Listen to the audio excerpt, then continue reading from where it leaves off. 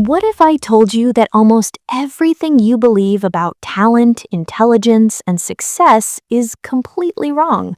What if the reason you are not where you want to be in life has nothing to do with how smart you are, how talented you are, or how much opportunity you have had? What if it all comes down to one single belief that is living inside your head right now?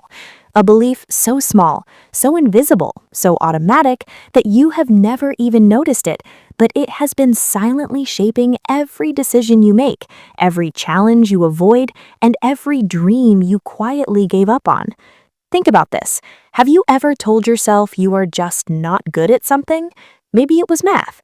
Maybe it was public speaking. Maybe it was building wealth, learning a new skill, or starting a business.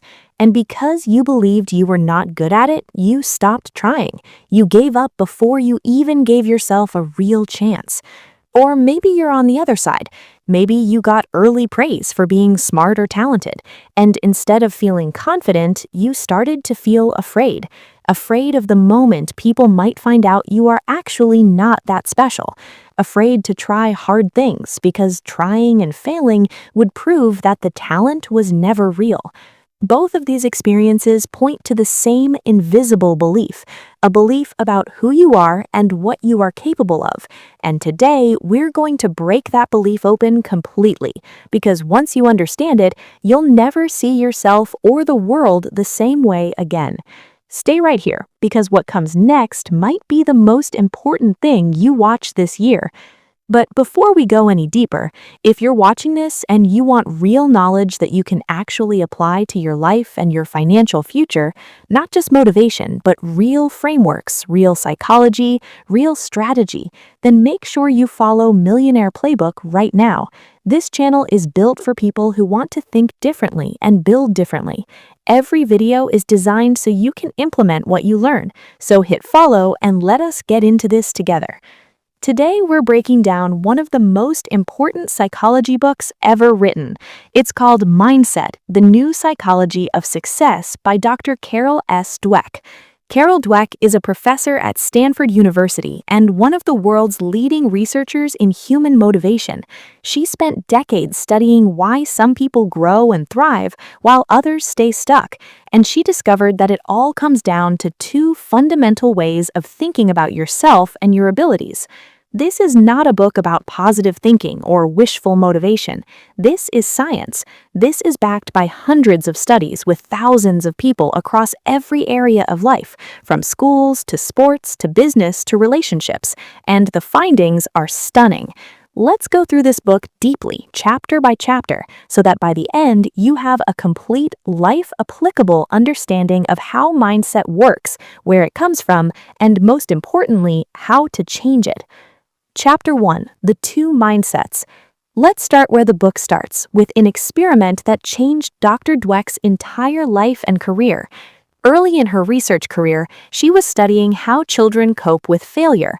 She brought students into a room one by one, gave them easy puzzles to start, and then gave them hard puzzles to see what happened. She expected the usual responses. Some kids would push through, others would shut down. What she never expected was what one 10-year-old boy did. He looked at the hard puzzle, pulled up his chair, rubbed his hands together, and said out loud, "I love a challenge." That moment stopped Dweck cold. She thought, what is wrong with this child? Because in her mind, failure meant you were not smart. But this boy didn't even think he was failing. He thought he was learning. And that simple difference, that tiny shift in interpretation, turned out to be one of the most powerful discoveries in all of modern psychology. Here's what Dweck found after decades of research. Every single person operates from one of two basic mindsets. The first is the fixed mindset. People with a fixed mindset believe that their qualities, their intelligence, their talent, their personality, their moral character are fixed, permanent, carved in stone. You either have it or you don't. And because everything is fixed and permanent, life becomes one long audition. Every test, every challenge, every interaction is a chance to prove how smart or talented or good you are. And every failure, every setback, every struggle is evidence that you don't have it after all. The fixed mindset is obsessed with looking good, avoiding failure, and proving over and over again that the talent is real. The growth mindset believes that your qualities can be developed through dedication and hard work. They believe that your starting point is not your ending point. Yes, people start with different abilities, different temperaments, different gifts, but through effort, strategy, and learning from others, almost anyone can develop almost any skill. The growth mindset is obsessed not with proving, but with improving. Now, here's where it gets deep. These two mindsets create two completely different psychological worlds. In the fixed mindset world, effort is a bad sign. If you have to work hard, it must mean you're not that talented. Success should come easily to the truly gifted. Struggle means you're not cut out for this. In the growth mindset world, effort is the very thing that ignites ability. Effort is not a sign of weakness. Effort is the mechanism of growth. There is no other way to develop. In the fixed mindset world, criticism is a personal attack on your character. Feedback is dangerous because it might expose your inadequacy. In the growth mindset world, criticism is data. Feedback is fuel. You can't improve without accurate information about where you stand and what needs work. In the fixed mindset world, other people's success threatens you. If they're smart and successful, what does that say about you? In the growth mindset world, other people's success inspires you. They're proof that more is possible. Here's the crucial question Dweck poses. If you're a student who gets a C on a midterm, a parking ticket on the way home, and then your best friend blows you off on the phone, what do you think and feel? Fixed mindset people in this scenario said things like, "I'm a total failure. I'm worthless. Everyone is better than me. Life is pointless." From a C on a midterm and a parking ticket, these were not catastrophic events, but the fixed mindset converted them into permanent evidence of being a defective human being. Growth mindset people said, "I need to study differently. I need to pay more attention to where I park, and I wonder if my friend had a rough day." Then they made a plan, they took action, they moved forward. One belief, two completely different realities. This is the foundation of everything that follows. Chapter 2. Inside the Mindsets. Now, Dweck goes deeper. She shows us exactly how these mindsets operate on a moment-by-moment basis, and the implications are far greater than most people realize. Start with learning. Children are born learning machines. Babies don't worry about looking stupid when they fall down trying to walk. They just get up and try again. But somewhere around age 3 or 4, something starts to shift. Children begin to evaluate themselves, and when the fixed mindset takes hold, children start to choose safety over growth. Dweck's research team offered 4-year-olds a choice. They could redo a puzzle they already knew how to do, or they could try a harder one. Even at 4 years old, the children with the fixed mindset chose to redo the easy puzzle. They already knew they could do it. Why risk looking bad? The children with the growth mindset were confused by the question.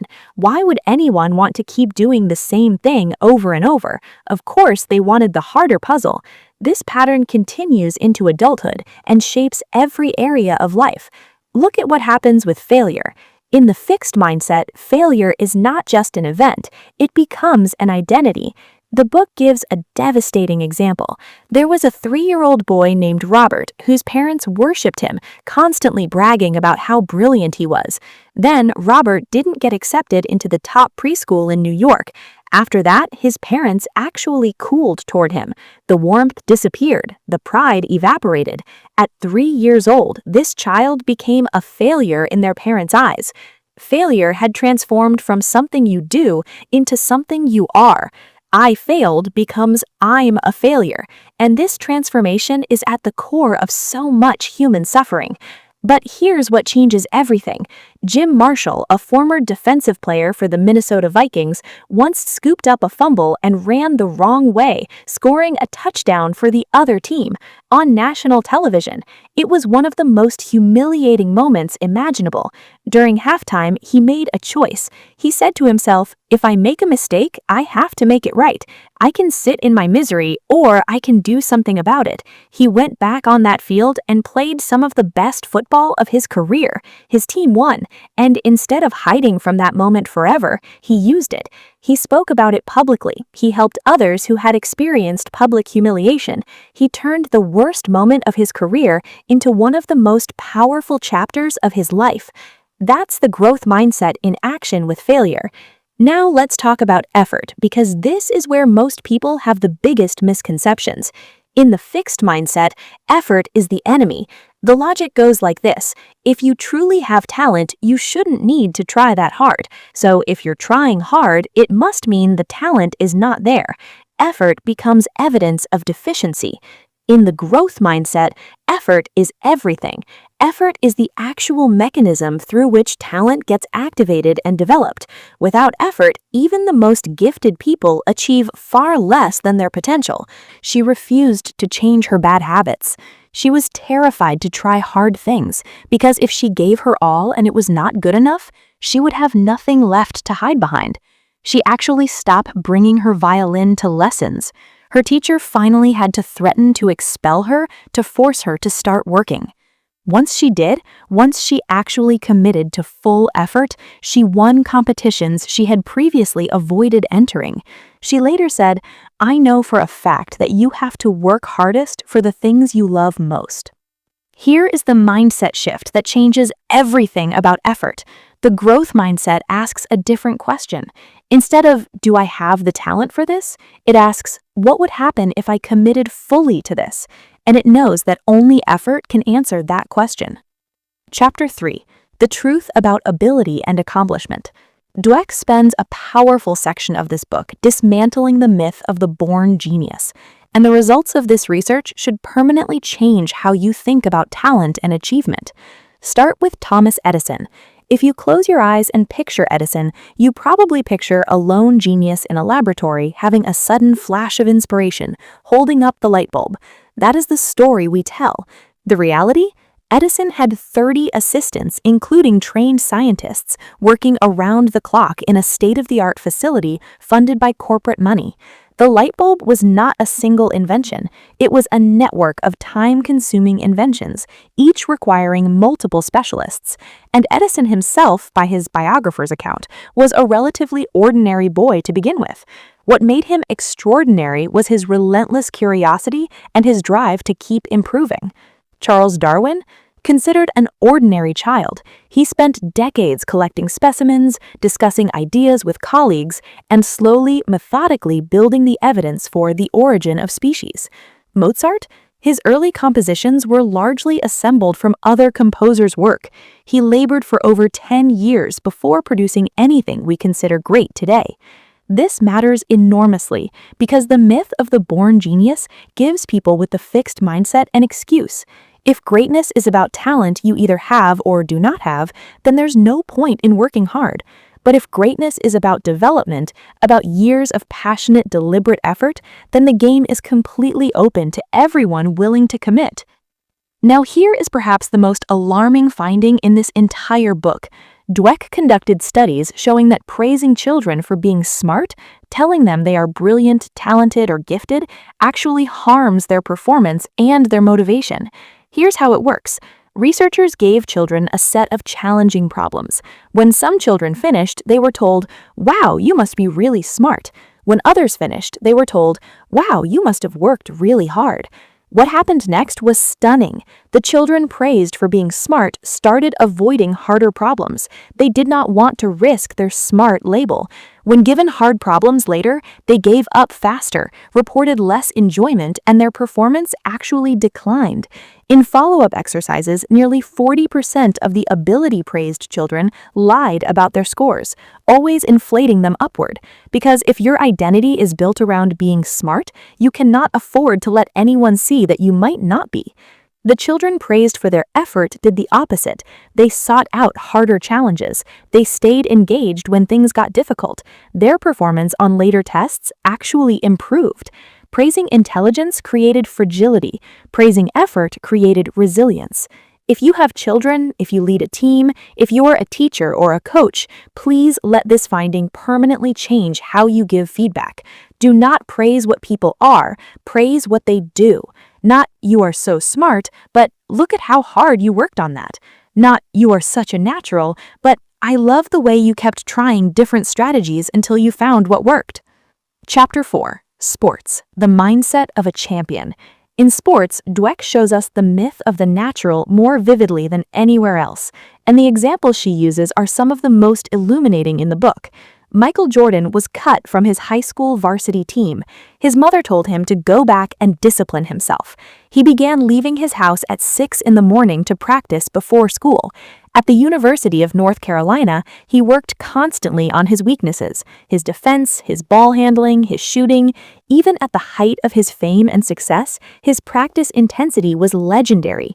Former assistant coach John Bach called him a genius who constantly wants to upgrade his genius. Jordan himself said, "The mental toughness and the heart are a lot stronger than some of the physical advantages you might have." Muhammad Ali failed every standard boxing measurement. He did not have the build, the strength, or the classical technique. Experts said it was laughable to think he could beat Sonny Liston. But Ali's genius was his mind. He studied Liston not just as a fighter, but as a person. He observed how Liston thought, what rattled him, what his patterns were. He engineered a psychological battle that Liston could not navigate. And a famous boxing manager later said of Ali, "All victories come from here," pointing to his forehead, "not from here," pointing to his fists. Wilma Rudolph was a premature baby, the 20th of 22 children, who nearly died at 4 years old from double pneumonia, scarlet fever, and polio. Doctors said she would probably never walk normally. She wore a leg brace for 8 years. Then, at 12, she took it off. She began running. She lost every race she entered at her first track meet. Then, she won 3 gold medals at the 1960 Rome Olympics and was called the fastest woman alive. After her career, she said, "I just want to be remembered as a hard-working lady." Jackie Joyner-Kersee, considered the greatest female athlete of all time, finished last in races for a long time when she first started track. She described her transformation simply, "I believe it was my reward for all those hours of work on the bridle path, the neighborhood sidewalks, and the schoolhouse corridors." What separates champions from everyone else? It is not physical gifts. It is what Dweck calls character, the ability to dig deep when things are not going well, the ability to convert setbacks into motivation instead of defeat, the willingness to keep working when the work is not glamorous. And here is the key insight from the sports chapter. Fixed mindset athletes like John McEnroe avoided effort because effort threatened their identity as naturals. When things went wrong, they blamed equipment, weather, referees, or opponents. They never internalized what needed to change and why, so they never fixed it. Growth mindset athletes like Michael Jordan embraced their failures as information. Jordan said, "I have missed more than 9,000 shots. I have lost almost 300 games. 26 times I have been trusted to take the game-winning shot and missed." And after each of those misses, he went back and practiced that shot 100 more times. The growth mindset turns every failure into a training session. Chapter 5. Business, Mindset, and Leadership. Dweck now takes the mindset framework into the business world, and the results are striking. In 2001, Enron collapsed. It had been called the company of the future, a corporate legend. What actually destroyed it was not incompetence alone. It was what Dweck calls the talent mindset. Enron's culture was built around identifying and worshiping star talent. It recruited people with the most impressive credentials, paid them lavishly, and told them they were constantly exceptional. And what does that do to a person? It puts them into the fixed mindset at a corporate scale. You can't admit mistakes when your entire identity rests on being a star. You can't self-correct when acknowledging a problem means confessing that you might not be exceptional. So mistakes were hidden, failures were papered over, deceptions multiplied, and the whole structure collapsed. Compare that to what researcher Jim Collins found when he studied companies that made the leap from good to great. The leaders of those companies were not the larger-than-life charismatic CEOs you might expect. They were quiet, self-effacing people who asked questions constantly. They surrounded themselves with the most capable people they could find. They looked directly at failures without flinching. They built cultures where problems could be surfaced and solved rather than hidden. Darwin Smith, who built Kimberly-Clark into a great company, looked back on his tenure and said, "I never stopped trying to be qualified for the job." Even at the peak of his success, he still felt he was developing. Jack Welch, the growth-minded CEO of General Electric, had a completely different response to failure than the fixed-mindset leaders. When GE made a catastrophic acquisition that resulted in massive fraud, Welch personally called 14 of his top colleagues to tell them the bad news and to apologize. He said, "I blamed myself for the disaster. No deflection, no excuses, just ownership and a commitment to do better." The research also showed something fascinating about how mindset affects entire organizations. Companies with fixed mindsets, where talent is worshipped and failure is shameful, develop cultures of dissension and stagnation. Companies with growth mindsets, where development is celebrated and honest feedback is valued, develop cultures of innovation and resilience. Here is the actionable insight for anyone building a business or leading a team. The way you respond to failure determines everything. If you punish failure, people will hide it, and you can't fix what you can't see. If you treat failure as information, as data about what to improve, people will surface problems early, solve them fast, and the organization will grow stronger with every setback. Chapter 6: Relationships, Mindsets in Love. Dweck now shows how these mindsets operate in the most personal area of our lives, our relationships. People with the fixed mindset believe that relationships should feel easy and natural. They believe compatibility is something you either have with someone or you do not. They believe that if you have to work at a relationship, something is fundamentally wrong. And so when conflict arises, when differences appear, when communication gets hard, the fixed mindset interprets this as proof that this was not the right match after all. People with the growth mindset believe that great relationships are built, not found. They see conflict as an opportunity to understand each other more deeply. They see differences as things to navigate together, not as signs of incompatibility. They know that intimacy grows through honest conversation about hard things, not through the avoidance of them. The fixed mindset in relationships also creates what Dweck calls the partner as enemy pattern. When your partner suggests you could do something better, the fixed mindset interprets this as a personal attack on your character. Instead of hearing useful feedback, you hear, "You are defective." And so rather than growing together, you end up defending yourselves against each other. Even shyness follows this pattern. Research showed that shy people with a fixed mindset stayed anxious and awkward throughout social interactions because they were so worried about being judged. But shy people with a growth mindset, though they felt nervous at first, began to relax and engage after a few minutes because they were focused on connecting and learning rather than on being evaluated. The mindset insight for relationships is this: if you enter every interaction focused on how you are being judged, you will always feel threatened. If you enter every interaction focused on what you can learn about this person and how you can connect more deeply, you will be freed from fear and you will build richer relationships. Chapter 7: Parents, Teachers, and Coaches, Where Mindsets Come From. This may be the most practically important chapter in the entire book because it explains where mindsets come from and how they get transmitted from one generation to the next. Every word we say to children is a message about who they are and what they are capable of, and those messages can be either fixed or growth in their orientation. Fixed mindset messages sound like this: "You are so smart. You are such a natural. You got that so fast. You must be gifted." These feel like love and encouragement, but what the child actually hears is, "My value is in my ability. If I struggle, I am no longer valuable. If I fail, the love goes away." Growth mindset messages sound like this: "I love the way you kept trying different approaches until you found what worked. You really pushed yourself on that. I can see how much you have improved since you started practicing. What do you think you could do differently next time?" These messages say, your value is in your effort and your growth, not in your fixed performance. Dweck presents research showing that when children were praised for intelligence, 40% of them later lied about their test scores. One study showed that praising children for being smart actually lowered their IQ scores on subsequent tests because it caused them to avoid challenging problems. But when children were praised for effort and strategy, they sought harder challenges, maintained their engagement under difficulty, and performed better over time. One of the most powerful stories in this chapter is about Elizabeth, a young gymnast who competed in her first meet and won nothing. Her father told her honestly but kindly that she had not yet earned the victories she wanted. There were girls at that meet who had been training longer and working harder.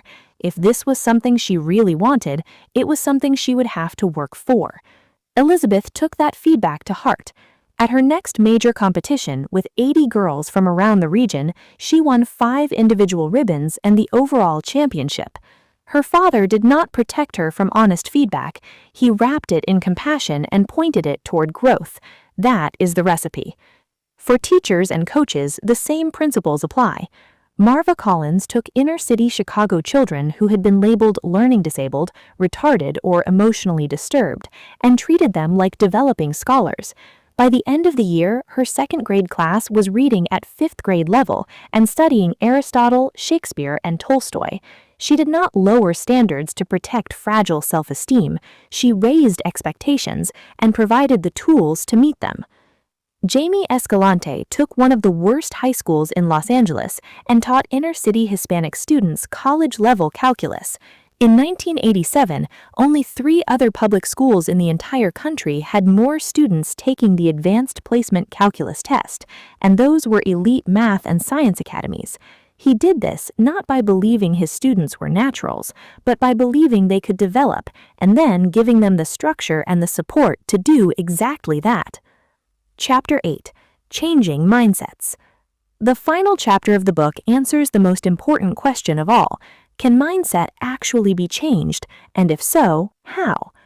The answer is a definitive yes. Mindset is not a fixed trait, it's a belief, a very powerful belief that has become habitual, but it can be rewired. Dweck describes workshops her team conducted where they taught students about the brain, specifically that the brain is like a muscle, that it physically changes and grows stronger every time you learn something new, that intelligence is not a static quantity, but a dynamic system that develops through challenge and effort. Students who learned this, literally a single educational session about neuroscience and mindset, showed significant improvements in academic performance and motivation, especially the students who had been most disengaged. One boy named Jimmy, described as the most hardcore, turned-off, low-effort kid in the group, sat up in the middle of the session with tears in his eyes and said, "You mean I do not have to be dumb?" And from that day forward, he worked. He stayed up late doing homework he never bothered with before. He submitted assignments early so he could get feedback and revise them. The power of that moment was not a motivational speech, it was a shift in belief about what was possible, and the moment the belief shifted, the behavior followed. Here's the process Dweck recommends for genuinely changing your mindset. Step 1 is to learn to recognize when you are in the fixed mindset. You'll know it by the feeling. It's the feeling of dread before a challenge, the voice that says, "I might look stupid," the immediate defensiveness when someone offers criticism, the inner collapse when you fail at something. These are the signatures of the fixed mindset, and the first step is simply to notice them without judgment. Step 2 is to understand that the fixed mindset voice is trying to protect you. It's not your enemy. It's a scared part of you that learned long ago that failure was dangerous and effort was shameful. You don't fight it. You listen to it, you acknowledge it, and then you respond differently. Step 3 is to talk back to the fixed mindset voice with growth mindset thinking. When the voice says, "You're going to look stupid if you try this," you say, "I might struggle at first, and that's okay. Struggling means I'm growing." When the voice says, "Failure would mean I'm a failure," you say, "Failure gives me information about what to improve. It's the beginning, not the end." Step 4 is to take action from the growth mindset rather than waiting to feel confident first. Growth mindset people don't wait until they feel ready. They act, they learn from the experience, and they grow as a result of taking the action. The confidence comes after the action, not before. Step 5 is to commit to the process over the long term. Mindset doesn't change in a single moment. Old patterns of thinking are deeply grooved. You'll slip back into fixed mindset thinking regularly. Everyone does. The key is to keep noticing, keep responding, and keep choosing growth even when it's uncomfortable. Key lessons recap. Let's bring everything together in the key lessons from this book. Lesson 1. Your mindset, fixed or growth, shapes every decision you make, every challenge you face, and every relationship you build. It's the operating system of your life, and it's time to upgrade it. Lesson 2. Talent is not the starting line for achievement. It's one factor among many.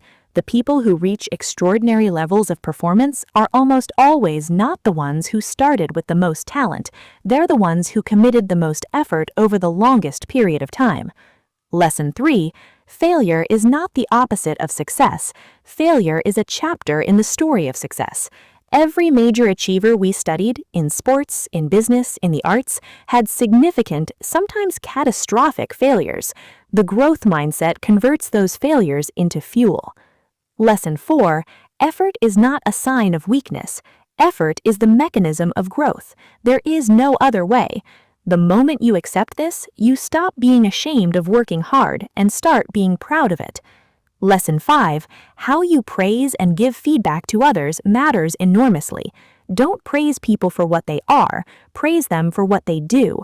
Not "you are so smart," but "look at the strategy you used." Not "you are so talented," but "look at how hard you've been working." Lesson 6. Mindset can be changed. It takes time, awareness, and consistent practice, but it's entirely possible at any age to shift from fixed to growth thinking and begin experiencing the world in a fundamentally different way. Implementation plan. Start today. Here's exactly how you start implementing this book today. Today, identify one area of your life where you have been operating from a fixed mindset. Maybe it's your finances. Maybe it's your health. Maybe it's a skill you've told yourself you just don't have. Write down one challenge in that area that you have been avoiding because you were afraid of looking bad or failing. Then take the first small step towards that challenge, not to succeed immediately, but to learn. This week, change how you talk to yourself when you struggle. Every time you hit a moment of difficulty and you hear the voice that says, "I'm not good enough," or "this isn't for me," pause and say, "I'm not good at this yet." That word "yet" is not small. That word "yet" changes everything. This week, also change how you give feedback. If you are a parent, a manager, a coach, or a teacher, choose one interaction where you would normally praise someone's talent and replace it with praise for their process. Notice what changes in their response. Every single day, deliberately seek one challenge that stretches you beyond your comfort zone, not to prove you can do it, simply to grow. The goal is not the performance, the goal is the development. You have been sitting with one of the most transformative ideas in modern psychology.